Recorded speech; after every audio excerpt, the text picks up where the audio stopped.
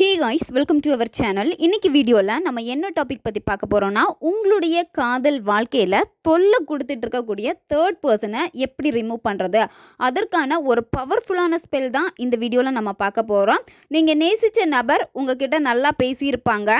அதுக்கப்புறம் ஒரு third person உள்ளாடி என்ட்ராகிறப்போ உங்கள் ரெண்டு பேருக்கு இருக்க பாண்டிங் கட் ஆகிடுச்சு. நீங்கள் சண்டை போடுறீங்க.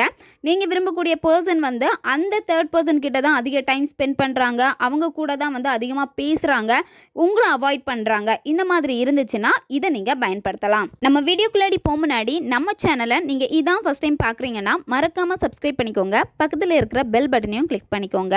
அப்போ தான் நான் போகிற வீடியோஸ் எல்லாமே உடனுக்குடன் உங்களுக்கு நோட்டிஃபிகேஷனில் வந்துக்கிட்டே இருக்கும். வாங்க வீடியோக்குள்ளாடி போகலாம். இந்த ஸ்பெல் ரொம்ப ரொம்ப ரொம்ப பவர்ஃபுல்லான ஸ்பெல். நன்மைக்காக மட்டுமே நீங்கள் பயன்படுத்துங்க.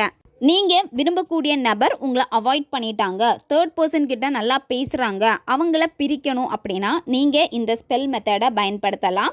நீங்கள் ரெண்டு பேருமே நல்லா லவ் பண்ணிகிட்டு இருப்பீங்க. உங்களுடைய லவ் ரொம்ப சூப்பராக போயிட்டுருக்கு. ஆனால் உங்கள் சுற்றி இருக்கக்கூடியவங்க உங்களை பிரிக்கணும்னு நினைக்கிறாங்க அப்படின்னா அந்த நபருக்காக இந்த மெத்தடை நீங்கள் பயன்படுத்தலாம். சும்மா குடைச்சல் கொடுத்துக்கிட்டே இருப்பாங்க. நீங்கள் ஏதாவது ஒர்க் பண்ணிகிட்டு இருக்கீங்க அப்படின்னா அந்த ஒர்க் பண்ணுற இடத்துல தேர்ட் பர்சனுடைய இன்வால்மெண்ட் அதிகமாக இருக்குது, உங்களால் சரியாக வேலை செய்ய முடியலை அப்படின்னா அவங்களுக்காகவும் இந்த மெத்தடை நீங்கள் பயன்படுத்தலாம்.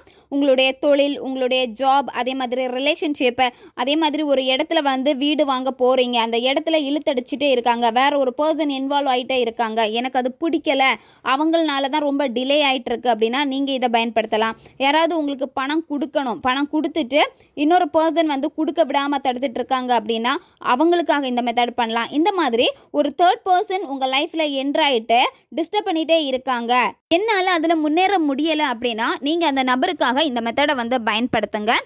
திரும்ப சொல்கிறேன், நன்மைக்காக மட்டுமே பயன்படுத்துங்க. தேவையில்லாத விஷயங்களுக்காக பயன்படுத்தாதீங்க. இந்த மெத்தடை நீங்கள் செஞ்சீங்க அப்படின்னா இன்ஸ்டன்ட் ரிசல்ட் உங்களுக்கு கிடைக்கும். ரொம்ப பவர்ஃபுல்லான ஒரு மெத்தட் இது. இந்த மெத்தடை எந்த டேயில் நீங்கள் ஸ்டார்ட் பண்ணணும் அப்படின்னா நீங்கள் இதை அமாவாசை நாளில் தான் இந்த மெத்தடை நீங்கள் செய்யணும்.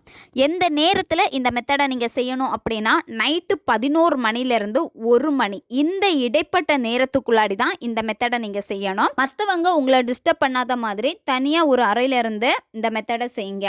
உங்களுடைய மொட்டை மாடி, உங்களுடைய பூஜை ரூம், இல்லை தனியான ரூம், இந்த மாதிரி ஏதாச்சும் ஒரு பிளேஸில் உட்காந்துட்டு இந்த மெத்தடை செய்யுங்க. வெறும் தரையில் உட்காரக்கூடாது, ஏதாச்சும் விரிப்பு போட்டு நீங்கள் உட்காருங்க. நான்வெஜ் சாப்பிட்டுட்டு இந்த மெத்தடை நீங்கள் செய்யக்கூடாது. பெண்கள் தீட்டு சமயத்தில் இந்த மெத்தடை செய்யக்கூடாது. நீங்கள் அமாவாசை நாளில் தான் நீங்கள் செய்யணும். வேறு எந்த நாள்லையுமே இந்த மெத்தடை நீங்கள் செய்யக்கூடாது. இந்த மெத்தடுக்கு உங்களுக்கு தேவைப்படுறது வெள்ளை பூண்டு தேவைப்படும். வெள்ளை பூண்டு முழுசாக இருக்கக்கூடிய வெள்ளை பூண்டு தான் நீங்கள் எடுக்கணும். சின்ன சின்ன பீசஸாக நீங்கள் எடுக்கக்கூடாது. இப்போ வீடியோ இமேஜ்லேயே உங்களுக்கு வரும். இந்த மாதிரி ஒரு வெள்ளை பூண்டு எடுத்துக்கோங்க. பூண்டுடைய தோல் எதுவுமே உரிக்கக்கூடாது, தோலோட தான் இருக்கணும். இப்போ வீடியோ இமேஜில் காமிச்சிருக்க மாதிரி இந்த பூண்டை சரிசமமாக நீங்கள் கட் பண்ணி எடுத்துக்கோங்க. பூண்டு நீங்கள் கட் பண்ணுறப்போ இந்த அளவில் தான் நீங்கள் எடுக்கணும். வெள்ளையாக இருக்கக்கூடிய பூண்டு பார்த்து நீங்கள் எடுத்துக்கோங்க. பூண்டை எடுத்துகிட்டு ஆல்ரெடி நீங்கள் கட் பண்ணி வச்சுட்டு ரொம்ப வாடி போய் இந்த மாதிரி இருக்கும், இது யூஸ் பண்ணக்கூடாது. நீங்கள் மெத்தடு செய்கிறப்போ அந்த நேரத்தில் நீங்கள் கட் பண்ணி எடுத்துக்கோங்க. ஃபஸ்ட்டு நீங்கள் ஒரு பவுல் எடுத்துக்கோங்க. அந்த பவுலில் இந்த பூண்டை வைங்க. இந்த பூண்டுக்கு மேலே நீங்கள் நல்ல மிளகு பொடி நீங்கள் போடுங்க.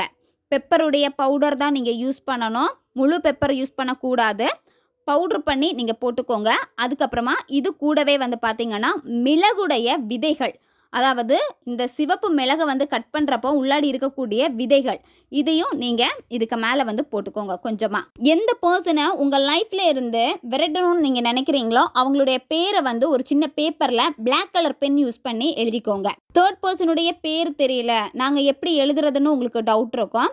கண்டிப்பாக தேர்ட் பர்சனுடைய பேர் தெரிஞ்சிருக்கணும். அவங்களுடைய பேர் தெரிஞ்சால் மட்டும்தான் இந்த மெத்தட் செய்ய முடியும். பேப்பரையும் அது மேலே வச்சுட்டு அதுக்கப்புறமா அந்த பேப்பருக்கு மேலே கேண்டில் வச்சுக்கோங்க. சென்டரில் பூண்டுக்கு நடுப்பகுதியில் கேண்டில் நீங்கள் வைக்கணும். இந்த கேண்டில் லைட் வெளிச்சத்தில் தான் மெத்தடை நீங்கள் செய்ய போகிறீங்க. நெக்ஸ்ட்டு இந்த மெத்தடை செய்கிறப்போ ஒரு கொட்டாங்குச்சி எடுத்துக்கோங்க. அது நெருப்பு மூட்டி நெருப்பும் கொஞ்சமாக எடுத்து நீங்கள் மெத்தடு செய்கிற இடத்துலையே உங்கள் பக்கத்துலேயே நீங்கள் வச்சுருங்க. நீங்கள் கொஞ்சமாக பெப்பர் ஒரு பேப்பர்லையோ பவுல்லையோ தனியாக எடுத்து வச்சுக்கோங்க. பெப்பர் பவுடர் தான் யூஸ் பண்ணணும். அதே மாதிரி ரெட் கலர் சில்லியுடைய விதைகளும் தனியாக ஒரு பவுல்லையோ இல்லை பேப்பர்லையோ எடுத்து வச்சுக்கோங்க. வச்சுட்டு நீங்கள் ஃபஸ்ட்டு என்ன பண்ணணும் அப்படின்னா, இந்த கேண்டில் லைட்டில் தான் நீங்கள் உட்காந்து பண்ண போகிறீங்க. ஃபஸ்ட்டு வந்து ஒரு 2 நிமிஷம் அந்த கேண்டிலே நல்லா உத்து பாருங்கள். உங்களுடைய கவனத்தை எல்லாமே வந்து அந்த கேண்டிலுடைய அந்த ஒளியில் நீங்கள் பாருங்கள். அதுக்கப்புறமா நீங்கள் என்ன பண்ணணும்னா, கொஞ்சமாக பெப்பர் எடுத்துக்கோங்க. உங்கள் வலது கையால் கொஞ்சமாக எடுத்துக்கோங்க. 5 விரல்கள்னாலையும் நீங்கள் கொஞ்சமாக கையில் எடுத்துக்கோங்க. அடுத்து நீங்கள் என்ன பண்ணணும்னா, அந்த தேர்ட் பர்சனுடைய பேரை சொல்லிவிட்டு நீங்கள் அந்த கேண்டிலில் 3 வாட்டி சுற்றணும். கையில் இருக்கக்கூடிய அந்த பெப்பர் பவுடரை வச்சு 3 வாட்டி சுற்றணும். எப்படின்னா, அவங்க பேரை சொல்லிவிட்டு, இப்போவே எங்கள் லைஃப்பில் இருந்து நீ ஓடி போயிரு, இப்போவே எங்கள் லைஃப்பில் இருந்து நீ ஓடி போயிரு, இப்போவே எங்கள் லைஃப்பில் இருந்து நீ ஓடி போயிரு அப்படின்னு அவங்க பேரை சொல்லிவிட்டு, இந்த வார்த்தைகளை சொல்லிவிட்டு, நெருப்பு நீங்கள் தனியாக எடுத்து வச்சுருப்பீங்க, அதில் நீங்கள் போடணும் கையில் இருக்கக்கூடிய அந்த பவுடரை. அதுக்கப்புறமா நீங்கள் சில்லி பவுடர் எடுத்துக்கோங்க. அதையும் இதே மாதிரி 3 வாட்டி சொல்லி அந்த கேண்டிலை சுற்றி நீங்கள் அதே நெருப்பில் போட்டுருங்க. இந்த மாதிரி எவ்வளோ டைம் நீங்கள் சொல்லணும் அப்படின்னா, நீங்கள் 21 டைம் சொல்லணும். மிளகு நீங்கள் நெருப்பில் போடுறப்போ அதிலேருந்து வரக்கூடிய அந்த ஸ்மெல் வந்து கண்டிப்பாக உங்களுக்கு இருமல், தும்மல் இந்த மாதிரி ஏற்படுத்தும். நீங்கள் வேணால் ஃபேஸுக்கு வந்து மாஸ்க் போட்டுக்கோங்க. போட்டுட்டு இந்த மெத்தடை வந்து நீங்கள் செய்யுங்க. கேண்டில் வந்து நீங்கள் அணைக்க வேண்டாம், ஃபுல்லாகவே எரிஞ்சு முடியட்டும், அப்படியே நீங்கள் வச்சுருங்க. நெக்ஸ்ட் டே மார்னிங் நீங்கள் அதில் வச்சுருக்கக்கூடிய அந்த திங்ஸ் எல்லாத்தையுமே எடுத்துகிட்டு ஓடுற தண்ணியில் கொண்டு விட்டுருங்க. அப்படி இல்லைன்னா கால் மிதிப்படாத இடத்துல கொண்டு போய் நீங்கள் போட்டுருங்க. இது ஒவ்வொரு அமாவாசை அன்னைக்கு நீங்கள் செய்யணும். 3 அமாவாசை நீங்கள் செய்யுங்க.